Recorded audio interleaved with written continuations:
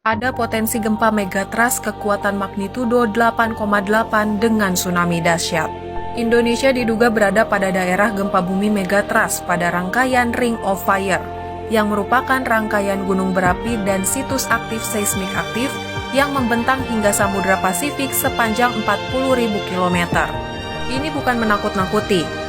Fakta ada potensi megatrust secara ilmiah sudah sering disampaikan Badan Nasional Penanggulangan Bencana atau BNPB. Megatrust adalah gempa bumi interlempeng yang paling kuat di planet bumi, dengan besaran momen dapat melebihi 9 magnitudo yang diduga ada di selatan Jawa.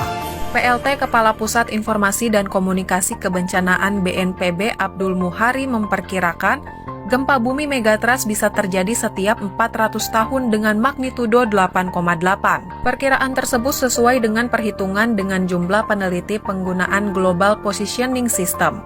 Bumi kita bergerak dan pergerakannya itu bisa dihitung dari GPS. Pergerakannya ini kemudian kita estimasi sampai maksimalnya. Itu dia bisa menahan itu kekuatan gempanya berapa. Ujar Muhari pada acara Disaster Briefing yang disiarkan secara virtual pada pertengahan November 2022 silam. Karena itu gempa bumi megatrust sangat berpotensi menimbulkan tsunami dahsyat hingga 20 meter.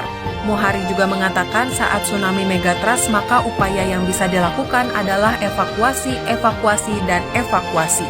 Pembelajaran pasca gempa besar dan tsunami Jepang 2011, tidak ada struktur pun yang dapat menahan gelombang tsunami, apakah itu struktur baja, beton, atau vegetasi sekalipun. Begitu juga pengalaman gempa megatrust Aceh 2004 silam. Kawasan berdampak hingga mencapai 3 km dari laut ke daratan. Sedangkan Muhammad Sadli, Deputi Bidang Geofisika BMKG menuturkan, info tentang gempa bumi megatrust tersebut sifatnya hanya potensi, bukan prediksi. Karena kita tidak ada yang tahu kapan gempa bumi megatrust tersebut dapat terjadi. Wilayah yang berpotensi terjadi gempa bumi megatrust di Indonesia adalah subduksi Sunda yang meliputi Sumatera, Jawa, Bali, Lombok, dan Sumba.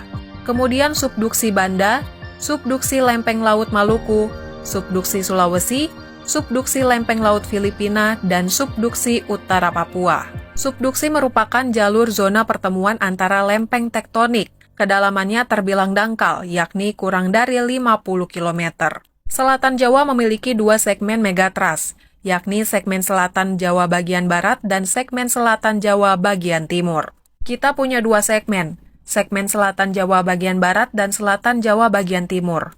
Kalau dia dipecah, satu-satu yang barat itu 8,8 magnitudo, yang timur itu 8,9 magnitudo.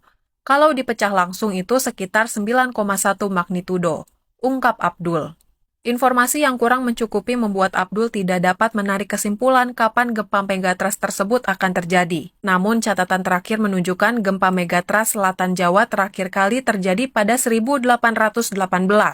Berdasarkan Journal of Nature Science Report, kesenjangan dari zona subduksi berpotensi besar untuk menimbulkan gempa bumi megatrust yang sangat dahsyat.